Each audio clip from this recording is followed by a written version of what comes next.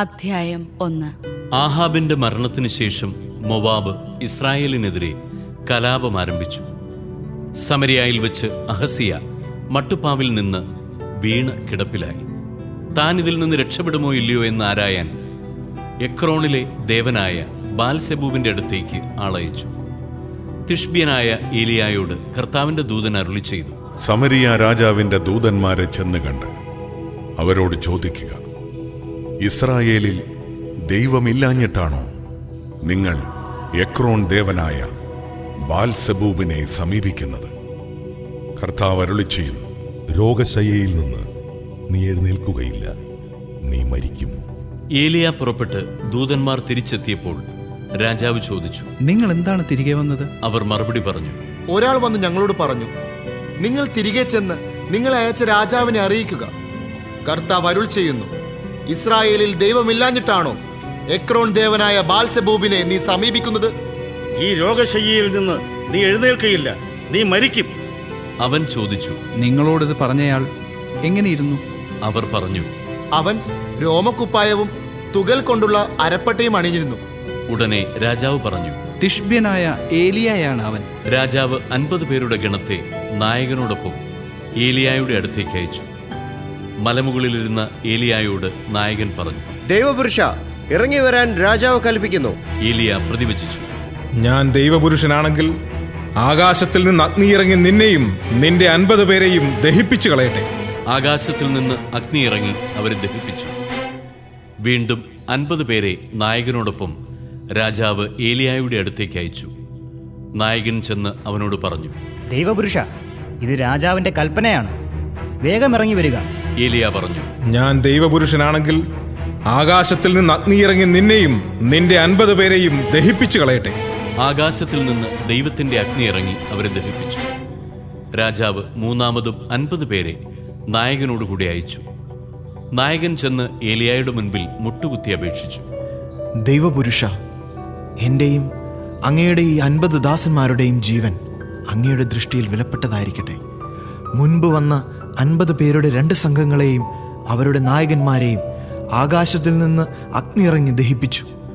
ഇപ്പോൾ എൻ്റെ ജീവൻ അങ്ങയുടെ ദൃഷ്ടിയിൽ വിലപ്പെട്ടതായിരിക്കട്ടെ. കർത്താവിന്റെ ദൂതൻ ഏലിയായോട് പറഞ്ഞു, അവനോട് കൂടെ ഇറങ്ങിച്ചെല്ലുക, അവനെ ഭയപ്പെടേണ്ട. ഏലിയ അവനോടുകൂടെ രാജാവിന്റെ അടുത്ത് ചെന്നു.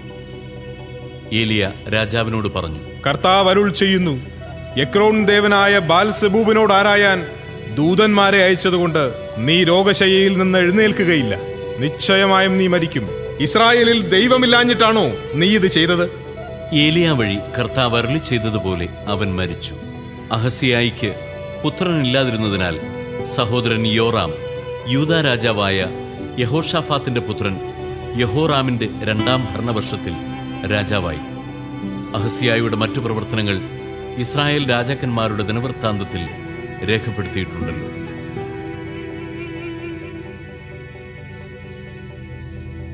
അധ്യായം 2. കർത്താവ് ഏലിയായെ സ്വർഗത്തിലേക്ക് ചുഴലിക്കാറ്റിലൂടെ എടുക്കാൻ സമയമായപ്പോൾ ഏലിയായും എലീഷായും ഗിൽഗാലിൽ നിന്ന് വരികയായിരുന്നു. ഏലിയ എലീഷായോട് പറഞ്ഞു, ദയവായി ഇവിടെ നിൽക്കുക, കർത്താവ് എന്നെ ബഥേൽ വരെ അയച്ചിരിക്കുന്നു. എന്നാൽ എലീഷ പറഞ്ഞു, കർത്താവിനെയും അങ്ങയെയും സാക്ഷിയാക്കി ഞാൻ പറയുന്നു, ഞാൻ അങ്ങയെ വിട്ടുമാറില്ല. അങ്ങനെ അവർ ബഥേലിലേക്ക് പോയി. ബഥേലിലുണ്ടായിരുന്ന പ്രവാചകഗണം എലീഷായോട് പറഞ്ഞു, കർത്താവ് നിന്റെ യജമാനനെ ഇന്ന് നിന്നിൽ നിന്ന് എടുക്കുമെന്ന് നിനക്കറിയാമോ? അവൻ പറഞ്ഞു, ഉവ്വ്, എനിക്കറിയാം, നിശബ്ദരായിരിക്കുവിൻ. ഏലിയ എലീഷായോട് പറഞ്ഞു, ദയവായി ഇവിടെ നിൽക്കുക, കർത്താവ് എന്നെ ജെറീക്കോയിലേക്ക് അയച്ചിരിക്കുന്നു. അവൻ പ്രതിവചിച്ചു, കർത്താവിനെയും അങ്ങയെയും സാക്ഷിയാക്കി ഞാൻ പറയുന്നു, ഞാൻ അങ്ങയെ വിട്ടുമാറില്ല. അങ്ങനെ അവർ ജെറീക്കോയിലെത്തി. ജെറീക്കോയിലുണ്ടായിരുന്ന പ്രവാചകഗണം എലീഷായോട് പറഞ്ഞു, കർത്താവ് നിന്റെ യജമാനനെ ഇന്ന് നിന്നിൽ നിന്ന് എടുക്കുമെന്ന് നിനക്കറിയാമോ? അവൻ പറഞ്ഞു, ഉവ്വ്, എനിക്കറിയാം, നിശബ്ദരായിരിക്കുവിൻ. അനന്തരം ഏലിയ എലീഷായോട് പറഞ്ഞു, ദയവായി ഇവിടെ നിൽക്കുക, കർത്താവ് എന്നെ ജോർദാനിലേക്ക് അയച്ചിരിക്കുന്നു. അവൻ പറഞ്ഞു, കർത്താവിനെയും അങ്ങയെയും സാക്ഷിയാക്കി ഞാൻ പറയുന്നു, ഞാൻ അങ്ങയെ വിട്ടുമാറില്ല. അങ്ങനെ ഇരുവരും യാത്ര തുടർന്നു. അവർ ഇരുവരും ജോർദാന് സമീപം എത്തിയപ്പോൾ പ്രവാചക ഗണത്തിൽപ്പെട്ട 50 പേർ അല്പമകലെ വന്നു നിന്നു. ഏലിയ മേലങ്കിയെടുത്ത് ചുരുട്ടി വെള്ളത്തിലടിച്ചു. വെള്ളം ഇരുവശത്തേക്കും മാറി. ഇരുവരും ഉണങ്ങിയ നിലത്തുകൂടി അക്കരെ കടന്നു. മറുകര എത്തിയപ്പോൾ ഏലിയ എലീഷായോട് പറഞ്ഞു, നിന്നിൽ നിന്നെടുക്കപ്പെടുന്നതിന് മുൻപ് ഞാൻ എന്താണ് ചെയ്തു തരേണ്ടത്? എലീഷ പറഞ്ഞു, അങ്ങയുടെ ആത്മാവിൻ്റെ ഇരട്ടിപ്പങ്ക് എനിക്ക് ലഭിക്കട്ടെ. അവൻ പറഞ്ഞു, ദുഷ്കരമായ കാര്യമാണ് നീ ചോദിച്ചത്. എങ്കിലും ഞാൻ എടുക്കപ്പെടുന്നത് നീ കാണുകയാണെങ്കിൽ നിനക്ക് അത് ലഭിക്കും. കണ്ടില്ലെങ്കിൽ ലഭിക്കുകയില്ല. അവർ സംസാരിച്ചു കൊണ്ടുപോകുമ്പോൾ അതാ ഒരു ആഗ്നേയരഥവും ആഗ്നേയാശ്വങ്ങളും അവരെ വേർപെടുത്തി. ഏലിയ ഒരു ചുഴലിക്കാറ്റിൽ സ്വർഗത്തിലേക്ക് ഉയർന്നു. എലീഷ അത് കണ്ട് നിലവിളിച്ചു, എൻ്റെ പിതാവേ, എൻ്റെ പിതാവേ, ഇസ്രായേലിൻ്റെ രഥങ്ങളും സാരഥികളും. പിന്നെ അവൻ ഏലിയായെ കണ്ടില്ല. അവൻ വസ്ത്രം കീറി. അവൻ ഏലിയായിൽ നിന്ന് വീണ് കിട്ടിയ മേലങ്കിയുമായി ജോർദാന്റെ കരയിൽ ചെന്നു നിന്നു. അവനത് വെള്ളത്തിന്മേൽ അടിച്ചുകൊണ്ട് പറഞ്ഞു, ഏലിയായുടെ ദൈവമായ കർത്താവ് എവിടെ? അവൻ വെള്ളത്തിന്മേൽ അടിച്ചപ്പോൾ വെള്ളം ഇരുവശത്തേക്കും മാറി. അവൻ കടന്നുപോയി. ജെറീക്കോയിലെ പ്രവാചകഗണം എലീഷായെ കണ്ടപ്പോൾ ഏലിയായുടെ ആത്മാവ് എലീഷായിൽ കുടികൊള്ളുന്നു എന്ന് പറഞ്ഞു. അവർ അവനെ താണുവണങ്ങി എതിരേറ്റു. അവർ അവനോട് പറഞ്ഞു, അങ്ങയുടെ ദാസന്മാരുടെ ഇടയിൽ 50 ബലവാന്മാരുണ്ട്. അങ്ങയുടെ യജമാനനെ അന്വേഷിച്ചു പോകുന്നതിന് അവരെ അനുവദിച്ചാലും. കർത്താവിന്റെ ആത്മാവ് അവനെ വല്ല മലയിലോ താഴ്വരയിലോ ഉപേക്ഷിച്ചിരിക്കാം. അവൻ പറഞ്ഞു. ആരെയും അയക്കേണ്ട, അവൻ സമ്മതിക്കുവോളം അവർ നിർബന്ധിച്ചു. അപ്പോൾ അവൻ പറഞ്ഞു, അയച്ചുകൊള്ളുവേ. അവർ 50 പേരെ അയച്ചു. അവർ 3 ദിവസം അന്വേഷിച്ചെങ്കിലും അവനെ കണ്ടെത്തിയില്ല. എലീഷ ജെറിക്കോയിൽ കാത്തു നിൽക്കുമ്പോൾ അവർ മടങ്ങി വന്നു. അവൻ അവരോട് പറഞ്ഞു, പോകണ്ട എന്ന് ഞാൻ പറഞ്ഞതല്ലേ? നഗരവാസികൾ എലീഷായോട് പറഞ്ഞു, അങ്ങ് കാണുന്നില്ലേ, ഈ പട്ടണം ജീവിക്കാൻ പറ്റിയതാണ്. എന്നാൽ വെള്ളം മലിനവും നാട് ഫലശൂന്യവുമാണ്. ഒരു പുതിയ പാത്രം കൊണ്ടുവന്ന് അതിൽ ഉപ്പിടുവിൻ എന്ന് അവൻ പറഞ്ഞു. അവർ അങ്ങനെ ചെയ്തു. അവൻ ഉറവയ്ക്ക് അടുത്തു ചെന്ന് ഉപ്പ് അതിലിട്ടുകൊണ്ട് പറഞ്ഞു, കർത്താവ് അരുളി ചെയ്യുന്നു, ഞാൻ ഈ വെള്ളം ശുദ്ധീകരിച്ചിരിക്കുന്നു. ഇനി ഇത് മരണത്തിനോ ഫലശൂന്യതയ്ക്കോ കാരണമാവുകയില്ല. എലീഷായുടെ വചനമനുസരിച്ച് ആ വെള്ളം ഇന്നും ശുദ്ധമാണ്. അവൻ അവിടെ നിന്ന് ബഥേലിലേക്ക് പോയി. മാർഗമധ്യേ പട്ടണത്തിൽ നിന്ന് വന്ന ചില ബാലന്മാർ അവനെ പരിഹസിച്ചു. അവൻ തിരിഞ്ഞു നോക്കി അവരെ കണ്ടു. കർത്താവിന്റെ നാമത്തിൽ അവരെ ശപിച്ചു. കാട്ടിൽ നിന്ന് 2 പെൺകരടികൾ ഇറങ്ങി 42 ബാലന്മാരെ ചീന്തിക്കീറി. അവിടെ നിന്ന് അവൻ കാർമൽ മലയിലേക്കും തുടർന്ന് സമരിയായിലേക്കും പോയി. അധ്യായം 3. യൂദാ രാജാവായ യഹോഷാഫാത്തിന്റെ 18-ാം ഭരണവർഷം ആഹാബിന്റെ മകൻ യോറാം സമരിയായിൽ ഇസ്രായേൽ രാജാവായി. അവൻ 12 വർഷം ഭരിച്ചു. അവൻ കർത്താവിന്റെ മുൻപിൽ തിന്മ പ്രവർത്തിച്ചു. എങ്കിലും മാതാപിതാക്കന്മാരെ പോലെ ആയിരുന്നില്ല. പിതാവുണ്ടാക്കിയ ബാൽസ്തംഭം അവൻ എടുത്തുകളഞ്ഞു.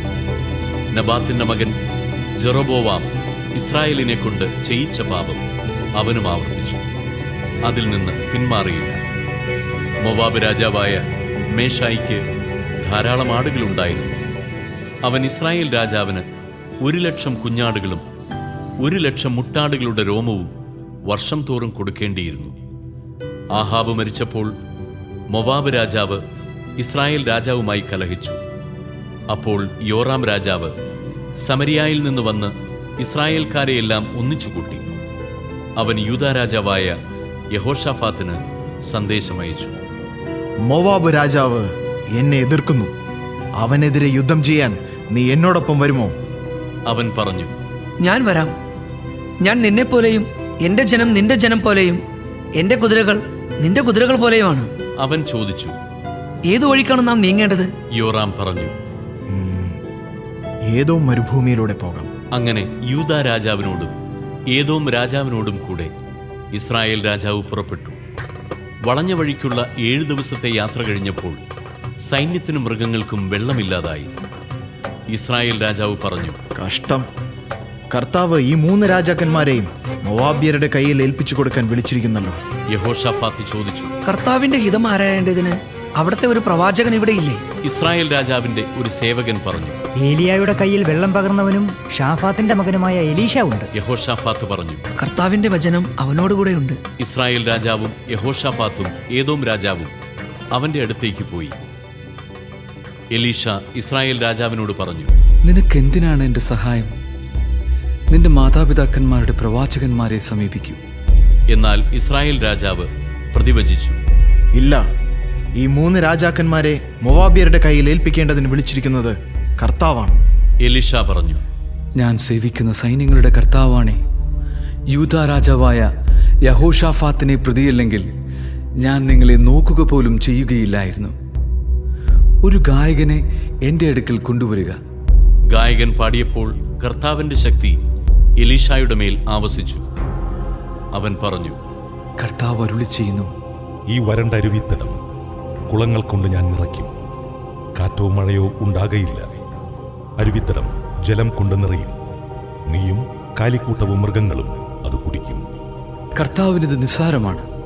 അവിടുന്ന് മൊവാബ്യരെ നിന്റെ കയ്യിൽ ഏൽപ്പിക്കുകയും ചെയ്യും. സുശക്ത നഗരങ്ങളും മുന്തിയ പട്ടണങ്ങളും നിങ്ങൾ അധീനമാക്കും. ഫലവൃക്ഷങ്ങൾ നിങ്ങൾ വെട്ടിവീഴ്ത്തും. നീരൊഴുക്കുകൾ തടയും. നല്ല നിലങ്ങൾ കല്ലുകൊണ്ട് മൂടും. പിറ്റേ ദിവസം പ്രഭാതബലിക്ക് സമയമായപ്പോൾ ഏദോം ദിക്കിൽ നിന്ന് വെള്ളം വന്ന് അവിടെ നിന്നു.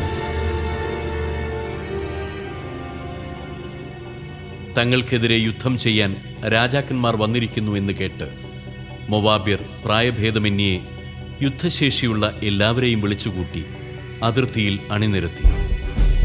മൊവാബ്യർ രാവിലെ ഉണർന്നു നോക്കിയപ്പോൾ സൂര്യപ്രകാശത്തിൽ വെള്ളം തിളങ്ങുന്നത് കണ്ടു. അത് രക്തം പോലെ ചെമന്നിരുന്നു. അവർ പറഞ്ഞു, ഇത് രക്തമാണ്. രാജാക്കന്മാർ യുദ്ധം ചെയ്ത് പരസ്പരം കൊന്നിരിക്കുന്നു. മൊവാബ്യരെ, നമുക്ക് കൊള്ളയടിക്കാം. മൊവാബ്യർ ഇസ്രായേൽ പാളയത്തിലെത്തിയപ്പോൾ ഇസ്രായേൽക്കാർ അവരെ തുരത്തി. ഓടിപ്പോയവരെ പിന്തുടർന്ന് കൊന്നു. അവർ നഗരങ്ങൾ തകർക്കുകയും നല്ല നിലങ്ങൾ കല്ലിട്ട് മൂടുകയും ചെയ്തു. നീരൊഴുക്കുകൾ തടഞ്ഞു. ഫലവൃക്ഷങ്ങൾ വെട്ടിവീഴ്ത്തി. അങ്ങനെ കീർഹരസേത്ത് കൽക്കൂമ്പാരമായി.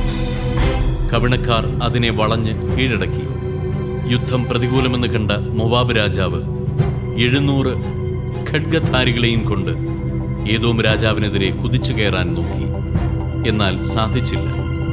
കിരീടാവകാശിയായ മൂത്തപുത്രനെ അവൻ മതിലിന്മേൽ ദഹനബലിയായി അർപ്പിച്ചു. സംഭിതരായ ഇസ്രായേല്യർ അവനെ വിട്ട് നാട്ടിലേക്ക് മടങ്ങി. അധ്യായം 4. പ്രവാചകഗണത്തിൽ ഒരുവന്റെ ഭാര്യ എലീഷായോട് പറഞ്ഞു, അങ്ങയുടെ ദാസനായ എന്റെ ഭർത്താവ് മരിച്ചിരിക്കുന്നു. അവൻ കർത്താവിന്റെ ഭക്തനായിരുന്നുവെന്ന് അങ്ങയ്ക്കറിയാമല്ലോ. അവന് കടം കൊടുത്തവനിതാ എന്റെ കുട്ടികൾ 2 പേരെയും അടിമകളാക്കാൻ വന്നിരിക്കുന്നു. എലീഷ അവളോട് പറഞ്ഞു, ഞാൻ നിനക്ക് വേണ്ടി എന്തു ചെയ്യണം? പറയുക, നിന്റെ വീട്ടിൽ എന്തുണ്ട്? അവൾ പറഞ്ഞു, ഈ ദാസിയുടെ വീട്ടിൽ ഒരു ഭരണി എണ്ണയില്ലാതെ മറ്റൊന്നുമില്ല. അവൻ പറഞ്ഞു, നീ ചെന്ന് അയൽക്കാരിൽ നിന്ന് ഒഴിഞ്ഞ പാത്രങ്ങൾ ധാരാളം ശേഖരിക്കുക. പിന്നെ നീയും നിന്റെ പുത്രന്മാരും അകത്തുകടന്ന് പാത്രങ്ങളിൽ എണ്ണ പകരുക. നിറയുന്നത് മാറ്റിവെക്കുക. അവൾ വീട്ടിൽ ചെന്ന് പുത്രന്മാരെ അകത്ത് വിളിച്ച് വാതിലടച്ചു. അവൾ പകരുകയും അവർ പാത്രങ്ങൾ എടുത്തു കൊടുക്കുകയും ചെയ്തു. പാത്രങ്ങൾ നിറഞ്ഞപ്പോൾ അവൾ പുത്രനോട് ഇനിയും കൊണ്ടുവരിക എന്ന് പറഞ്ഞു. ഇനി പാത്രമില്ലെന്ന് അവൻ പറഞ്ഞപ്പോൾ എണ്ണയുടെ ഒഴുക്ക് നിലച്ചു. അവൾ ദൈവപുരുഷന്റെ അടുത്ത് ചെന്ന് വിവരമറിയിച്ചപ്പോൾ അവൻ പറഞ്ഞു, പോയി എണ്ണ വിറ്റ് കടം വീട്ടുക. ശേഷിക്കുന്നതുകൊണ്ട് നീയും പുത്രന്മാരും ഉപജീവനം കഴിക്കുക. ഒരിക്കൽ എലീഷ ശൂനേമിൽ ചെന്നപ്പോൾ ഒരു ധനിക അവനെ ഭക്ഷണത്തിന് ക്ഷണിച്ചു. ആ വഴി കടന്നു പോകുമ്പോഴെല്ലാം അവൻ ഭക്ഷണത്തിന് ആ വീട്ടിൽ ചെല്ലുക പതിവായി. അവൾ ഭർത്താവിനോട് പറഞ്ഞു, ഇതിലെ പോകാറുള്ള മനുഷ്യൻ ഒരു ദൈവപുരുഷനാണ്. നമുക്ക് മട്ടുപ്പാവിൽ ചെറിയൊരു മുറിയുണ്ടാക്കി അതിൽ കിടക്കയും മേശയും കസേരയും വിളക്കും വയ്ക്കാം. വരുമ്പോഴൊക്കെ അവനിവിടെ വിശ്രമിക്കാമല്ലോ. ഒരിക്കൽ അവൻ അവിടെ വിശ്രമിക്കുകയായിരുന്നു. ശൂനേംകാരിയെ വിളിക്കാൻ അവൻ തന്റെ ഭൃത്യൻ ഗഹസിയോട് പറഞ്ഞു. അവൻ വിളിച്ചപ്പോൾ അവൾ വന്ന് മുൻപിൽ നിന്നു. എലീഷ ഭൃത്യനോട് പറഞ്ഞു, അവളോട് പറയുക, നീ ഞങ്ങൾക്ക് വേണ്ടി എത്ര ബുദ്ധിമുട്ടി. ഞങ്ങൾ എന്താണ് നിനക്ക് വേണ്ടി ചെയ്യേണ്ടത്? രാജാവിനോടോ സൈനാധിപനോടോ ശുപാർശ ചെയ്യണമോ? അവൾ പറഞ്ഞു, ഞാൻ വസിക്കുന്നത് എന്റെ ജനത്തിന്റെ കൂടെയാണ്. എലീഷ പറഞ്ഞു. അവൾക്കു വേണ്ടി എന്താണ് ചെയ്യേണ്ടത്? ഗഹസി പറഞ്ഞു. അവൾക്ക് മക്കളില്ല, ഭർത്താവ് വൃദ്ധനുമാണ്. അവൻ പറഞ്ഞു, അവളെ വിളിക്കുക. വിളിച്ചപ്പോൾ അവൾ വാതിൽക്കൽ വന്നു നിന്നു. എലീഷ പറഞ്ഞു, അടുത്ത വർഷം ഈ സമയത്ത് നീ ഒരു പുത്രനെ താലോലിക്കും. അവൾ പറഞ്ഞു, ഇല്ല ദേവപുരുഷ. പ്രഭു, ഈ ദാസിയോട് വ്യാജം പറയരുത്. എലീഷ പറഞ്ഞതുപോലെ അവൾ ഗർഭം ധരിച്ച് അടുത്ത വസന്തത്തിൽ ഏകദേശം ആ സമയത്ത് ഒരു പുത്രനെ പ്രസവിച്ചു. കുട്ടി വളർന്നു. ഒരു ദിവസം അവൻ കൊയ്ത്തുകാരോടുകൂടി ആയിരുന്ന പിതാവിന്റെ അടുത്തേക്ക് ചെന്നു. അവൻ പറഞ്ഞു, അയ്യോ, എന്റെ തല വേദനിക്കുന്നു. പിതാവ് ഭൃത്യനോട് പറഞ്ഞു, അവനെ അമ്മയുടെ അടുക്കൽ കൊണ്ടുപോയി ആക്കൂ. അവൻ കുട്ടിയെ എടുത്ത് അമ്മയുടെ അടുക്കലാക്കി. ഉച്ചവരെ കുട്ടി അമ്മയുടെ മടിയിലിരുന്നു. പിന്നെ അവൻ മരിച്ചു. അവൾ അവനെ മുകളിൽ കൊണ്ടുചെന്ന് ദൈവപുരുഷന്റെ കിടക്കയിൽ കിടത്തിയതിനു ശേഷം വാതിലടച്ച് പുറത്തു പോന്നു. അവൾ ഭർത്താവിനോട് വിളിച്ചു പറഞ്ഞു, ഒരു വേലക്കാരനെയും കഴുതയും ഇങ്ങോട്ടയക്കുക. ഞാൻ വേഗം പോയി ദൈവപുരുഷനെ കണ്ടുവരട്ടെ. അവൻ ചോദിച്ചു, നീ ഇന്ന് അവന്റെ അടുത്തേക്ക് പോകുന്നത് എന്തിന്? ഇന്ന് അമാവാസിയോ സാപത്തോ അല്ലല്ലോ. അവൾ പറഞ്ഞു, നന്മ ഭവിക്കും. കഴുതയ്ക്ക് ജീനിയിട്ടതിനു ശേഷം അവൾ ഭൃത്യനോട് പറഞ്ഞു, വേഗം ഓടിക്കുക. ഞാൻ പറയാതെ വേഗം കുറയ്ക്കരുത്. അവൾ കാർമൽ മലയിൽ ദൈവപുരുഷന്റെ അടുത്തെത്തി. അവൾ വരുന്നത് കണ്ടപ്പോൾ അവൻ ഭൃത്യൻ ഗഹസിയോട് പറഞ്ഞു, അതാ ശൂന്യങ്കാരി. ഓടിച്ചെന്ന് അവളെ സ്വീകരിച്ച് അവൾക്കും ഭർത്താവിനും കുഞ്ഞിനും സുഖം തന്നെയോ എന്ന് അന്വേഷിക്കുക. സുഖം തന്നെ. അവൾ പറഞ്ഞു. അവൾ മലയിൽ ദൈവപുരുഷന്റെ അടുത്തെത്തി അവന്റെ പാദങ്ങളിൽ പിടിച്ചു. അവളെ തള്ളിമാറ്റുന്നതിന് ഗഹസി മുൻപോട്ട് വന്നു. എന്നാൽ ദൈവപുരുഷൻ പറഞ്ഞു, അവളെ തടയരുത്. അവൾ കഠിന ദുഃഖത്തിലാണ്. കർത്താവ് അതെന്നിൽ നിന്ന് മറച്ചിരിക്കുന്നു, എന്നെ അറിയിച്ചിട്ടില്ല. അപ്പോൾ അവൾ പറഞ്ഞു, പ്രഭു, ഞാൻ അങ്ങയോട് പുത്രനെ ആവശ്യപ്പെട്ടോ? എന്നെ വഞ്ചിക്കരുതെന്ന് ഞാൻ പറഞ്ഞതല്ലേ? അവൻ ഗഹസിയോട് പറഞ്ഞു, അരപ്പട്ട ധരിച്ച് എൻ്റെ വടിയും എടുത്തു ചെല്ലുക. വഴിയിൽ ആരെ കണ്ടാലും അഭിവാദനം ചെയ്യരുത്. ആരെങ്കിലും അഭിവാദനം ചെയ്താൽ പ്രത്യഭിവാദനം ചെയ്യുകയുമരുത്. എൻ്റെ വടി കുട്ടിയുടെ മുഖത്ത് വയ്ക്കുക. അപ്പോൾ കുട്ടിയുടെ അമ്മ പറഞ്ഞു, കർത്താവിനെയും അങ്ങയും സാക്ഷിയാക്കി ഞാൻ പറയുന്നു, ഞാൻ അങ്ങയെ വിട്ടുപോവുകയില്ല. അപ്പോൾ അവൻ അവളെ അനുഗമിച്ചു. ഗഹസി മുൻപേ പോയി വടി കുട്ടിയുടെ മുഖത്ത് വെച്ചു. എന്നാൽ അനക്കമോ ജീവന്റെ ലക്ഷണമോ ഉണ്ടായില്ല. അവൻ മടങ്ങി വന്ന് എലീഷായോട് കുട്ടി ഉണർന്നിട്ടില്ലെന്ന് പറഞ്ഞു. എലീഷ ആ ഭവനത്തിൽ ചെന്നപ്പോൾ കുട്ടി കിടക്കയിൽ മരിച്ചു കിടക്കുന്നത് കണ്ടു. അവൻ ഉള്ളിൽ കടന്ന് വാതിലടച്ചു. മുറിക്കുള്ളിൽ അവനും കുട്ടിയും മാത്രമായി. എലീഷ കർത്താവിനോട് പ്രാർത്ഥിച്ചു. അനന്തരം കിടക്കയിൽ കയറി തൻ്റെ വായ് കുട്ടിയുടെ വായോടും തൻ്റെ കണ്ണുകൾ അവൻ്റെ കണ്ണുകളോടും തൻ്റെ കൈകൾ അവൻ്റെ കൈകളോടും ചേർത്ത് വെച്ച് അവൻ്റെ മേൽ കിടന്നു. അപ്പോൾ കുട്ടിയുടെ ശരീരം ചൂടുപിടിച്ചു തുടങ്ങി. എലീഷ എഴുന്നേറ്റ് മുറിയിൽ അങ്ങോട്ടും ഇങ്ങോട്ടും ഒരു പ്രാവശ്യം നടന്നു. വീണ്ടും കുട്ടിയുടെ മേൽ കിടന്നു. കുട്ടി 7 പ്രാവശ്യം തുമ്മിയതിനു ശേഷം കണ്ണു തുറന്നു. എലീഷ ഗഹസിയോട് ശൂനേംകാരിയെ വിളിക്കുക എന്ന് പറഞ്ഞു. അവൻ വിളിച്ചു. അവൾ വന്നു. എലീഷ അവളോട് പറഞ്ഞു, നിന്റെ പുത്രനെ എടുത്തുകൊള്ളുക. അവൾ അവന്റെ പാദത്തിങ്കിൽ വീണ് നമസ്കരിച്ചു. എന്നിട്ട് കുട്ടിയെ എടുത്തുകൊണ്ടുപോയി. എലീഷ വീണ്ടും ഗിൽഗാലിലെത്തി. അവിടെ ക്ഷാമമായിരുന്നു.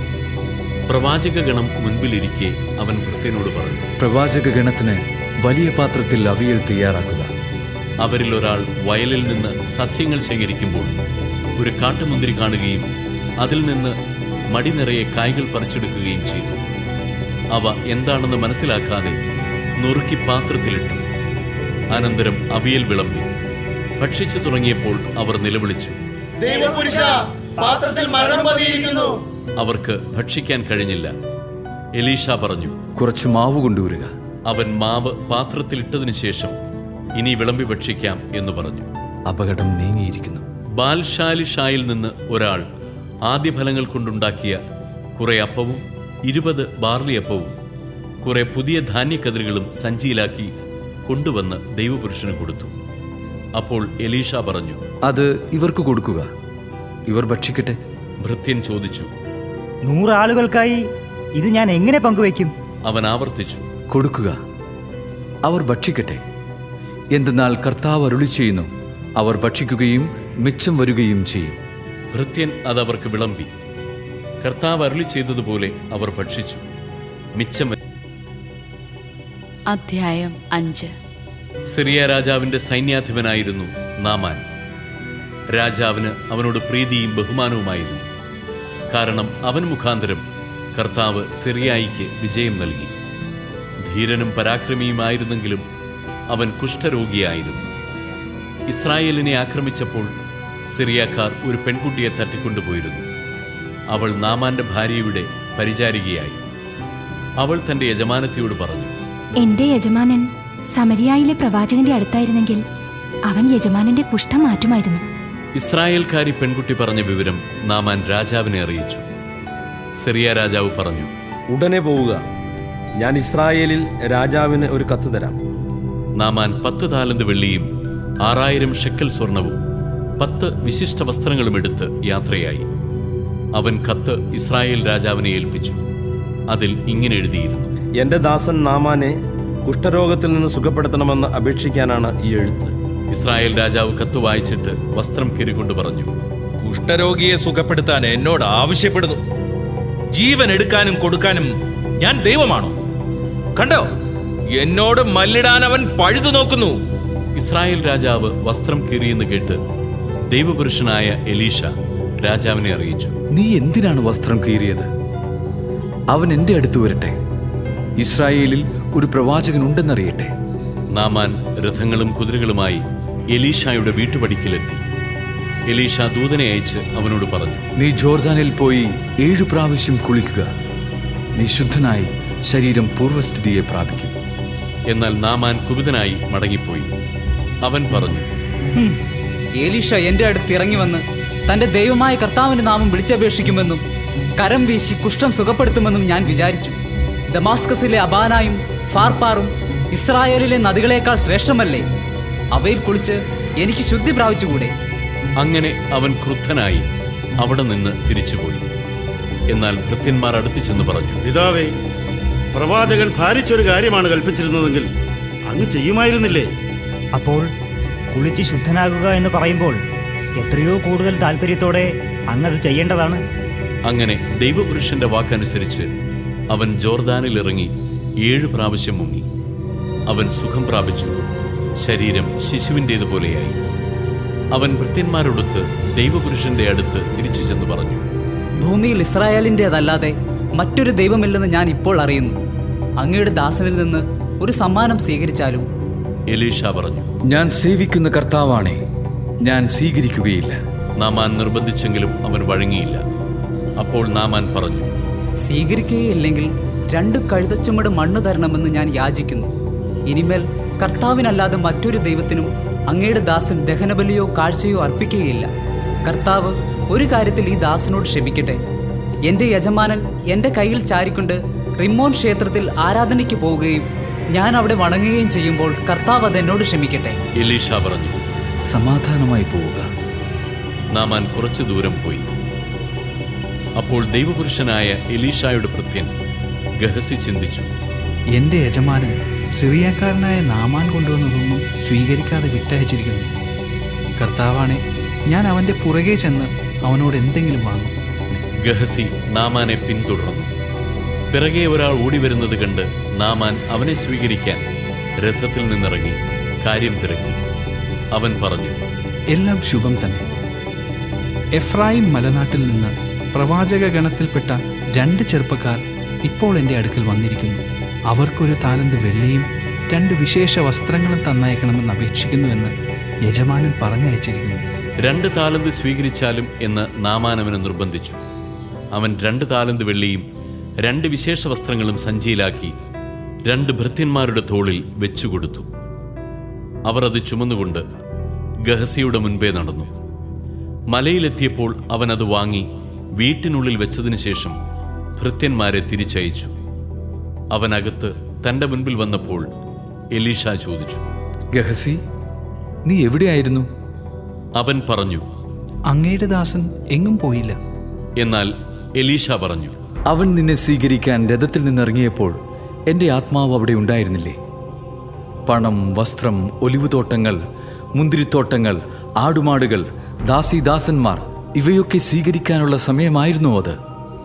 നാമാന്റെ കുഷ്ഠം നിനക്കും നിന്റെ സന്തതികൾക്കും എന്നേക്കുമായി വന്നു ചേരും. അങ്ങനെ അവൻ കുഷ്ഠരോഗിയായി മഞ്ഞുപോലെ വെളുത്ത് എലീശായുടെ സന്നിധി വിട്ടുപോയി.